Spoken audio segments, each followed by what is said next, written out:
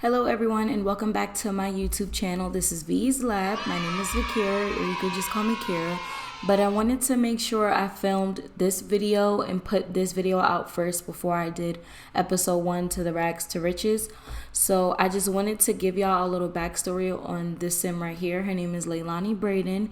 And the reason why she's in the situation that she's in right now is because she got kicked out of her parents' house when she was 17. And to basically sum up why they kicked her out, they kicked her out because they found out, they went through her phone one night and they found out that she was texting and that she had sex with a local drug dealer at the time. He was also a teenager. He's still a drug dealer. And to this day, she still buys from him. She still cops from him. Their relationship went in the trash, but she doesn't, see anything wrong with still copping from him. But her parents had kicked her out because they went through her phone and they found out a time where she was supposed to be going to one of her best friend's house. She actually went to Jabari's apartment and she lost her virginity, and she was bragging about it to her friends in a group chat. So her parents confronted her and they're just like, listen, you're in our house. You're going to follow our rules. You either stop seeing him completely and you can stay here, or you can get out and go be with him.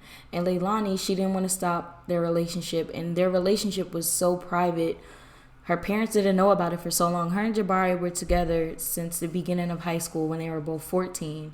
Fast forward to she's 17, she lost her virginity to him. She didn't want to end the relationship with him.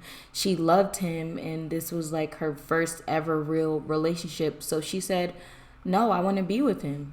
And her parents said, okay, you don't want to listen, leave, go be with him. And that's exactly what she did. So she had went to live with Jabari. He had his own apartment in San Myshuno. It wasn't the best, but, Jabari, he made do. And once they moved in, Leilani thought things were, going to get better. She's 17. She's a senior. She's about to graduate. She's living with the love of her life. So she thought their relationship was going to get better. But honestly, it just got worse. It turned. They weren't romantic anymore. It wasn't passion anymore. They weren't going on dates. They just weren't doing couple stuff. It was just kind of like it was a roommate situation. So fast forward to now, or not to now, let's fast forward to when she turned 19. A little bit after that, their relationship started taking a turn for the worse. She noticed that Jabari was getting a little bit more secretive, and before he started cheating and stuff, she would go through his phone, and of course he's a drug dealer, so he'll be messaging women and he would flirt with them and, hey, like, let's meet up such and such, like, you could cop from me, like, you want to zip, meet me here. And months before her 21st birthday, it was a night where he came home. He was really drunk, he was high, and he left his phone unlocked. She went through it and found out that hours before he came home, he was with a girl, and that girl was one of their old high school friends. And once she found that out, she decided to also go through his messages between him and his guys, like him and his boys. She went through that group chat, and he was just talking so much shit about her, and he was talking shit how he hate that she lives with him and she doesn't want to work, she doesn't want to do anything, she doesn't know what she's going to do with her life.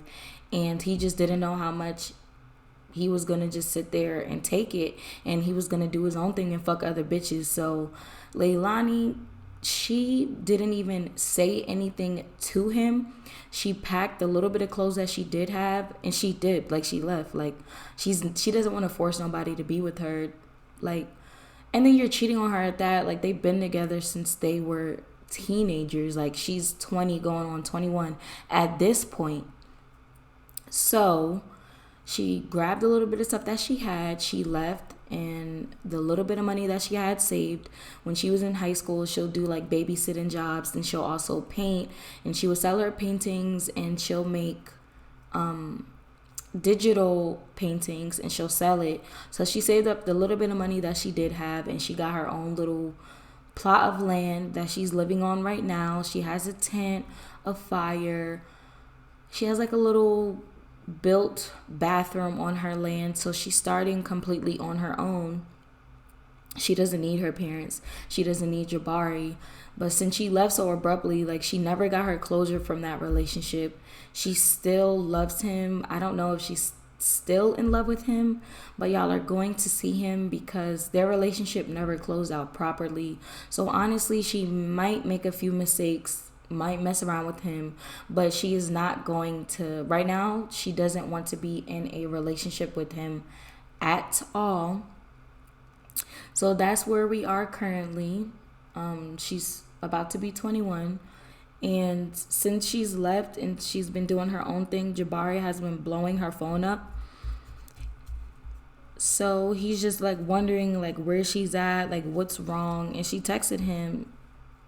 So she texted him and was just like, I seen all the messages between your boys, and I seen you and this girl named Lana. I seen that y'all fucked. So why am I, and you told your boys that you don't want me to be here, that I'm not doing anything for you.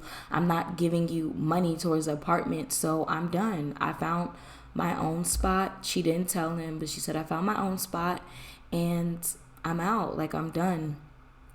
And after she sent that message, she blocked him, and it's been left off. And now that's where we're starting off. She's not with him anymore. She doesn't want to be in a relationship with him anymore. And now she low-key kind of feels like insecure. Like, they've been together for years. And reading the messages with him talking shit about her and how she doesn't have anything going on for her, it just made her, think like, damn, what do I really want to do? And since she's been living by herself, and she's been painting a lot, like, she's level 5 painting, she's been painting a lot. That's how she's been making her money, and painting really is her only escape away from how bad things went with her parents and how bad things went with Jabari. So now she's thinking like, hey, I know how to paint, I love it, it's helping me emotionally, like, it's my outlet. Why not later go to school, go to university, and go for fine arts, get her degree, get her a nice apartment in San Myshuno, and just live her best life without him. And while or after, like, she moves out into her first apartment, even now, like, she's dating, like, she hasn't dealt with her feelings with Jabari, but she's dating just to get her mind off of him. And she's bisexual, so she's been seeing men and women, or she's been seeing men currently, but she's going to also be dating females, so you'll see that later on. And she's just doing her own thing. She's living by herself. Her situation is bad. She is homeless, but she actually likes the alone time. Like, she went from living under her parents' roof the first 17 years of her life, then living with Jabari when she was 17 to 20, and now she's happy. Like, she's in her own space. She's painting. She doesn't have a lot, but she's very grateful for what she does have. And she's going to, continue this journey. She's going to continue to make her money. She's going to, of course, save up. Right now, her number one goal is to get an apartment in San Myshuno. And as soon as she get her apartment, she's going to get a little bit of furniture, but she is going to also save up enough money to move out and go to university, have a dorm, start off in a whole new town. And we'll see if by then she's still talking to Jabari. But for now, she's living her best life. She's living a homeless life, but she loves it. She finally has somewhere to call, or she finally has someplace to call her own. And she's not in contact with Jabari. She's not in contact with her parents. And she loves it. So that is her backstory. And episode 1, I'll be putting it out right after I put this intro out. I would highly suggest you watch this video first. I talk about it in episode 1, but if you want a little bit more details, I highly suggest you watch this video first. But that is it. I will see you guys episode 1. Remember to like, comment, and subscribe.